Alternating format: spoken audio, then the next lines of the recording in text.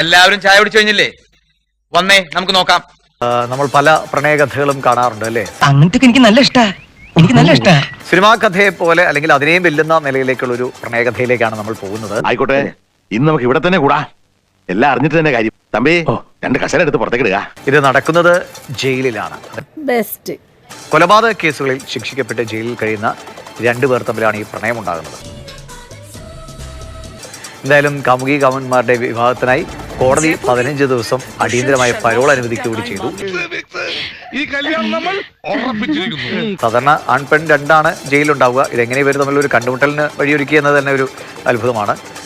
നമുക്കെന്താ ഈ ബുദ്ധി നേരത്തെ തോന്നാത്തത്? നായകനും നായിക എന്ന് പറയുന്ന ഹനുമാൻ പ്രസാദും നല്ല പേര് പ്രിയ സേത്തും കൂടെ പരസ്പരം ഈ പറഞ്ഞുള്ള സംഗനീർ ജയിലിൽ കണ്ടുമുട്ടുകയാണ്.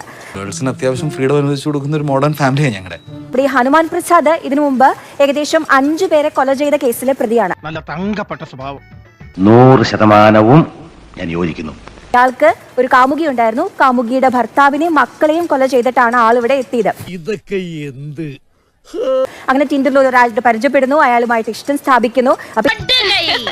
പെണ്ണുങ്ങളായ ഇങ്ങനെ തന്നെ വേണം. ഇത് സംഭാഷണങ്ങളൊക്കെ ചോദിക്കുന്നുണ്ട്. നല്ല കൊടീശ്വരനാണോ റിച്ചാണോ എന്നൊക്കെ ചോദിക്കുന്നുണ്ട്. ഞാൻ ഒരു കോടീശ്വരനാണ്. ഇത്രയും ക്രൂരമായ കൊലപാതകമൊക്കെ ചെയ്തിട്ട് അവർക്ക് ജയിലിലെത്തിയപ്പോൾ പ്രണയമുണ്ടായല്ലോ എന്നതൊരു അത്ഭുതമാണ്. പഞ്ചഭാവോ കണ്ടാ മനസ്സിലാവും. എന്തായാലും എനിക്കറിയില്ല, കോടതി അതിനുവേണ്ടി അനുവദിച്ചു. 15 ദിവസത്തെ പരോൾ അനുവദിച്ചു. അവർ വിവാഹം ചെയ്തു. ഇനി നിയമം തീരുമാനിക്കട്ടെ അവരുടെ മുന്നോട്ടുള്ള ജീവിതം. സർവമംഗളാനുഭവന്തോ, എല്ലാ വിഘ്നങ്ങളും മാറട്ടെ.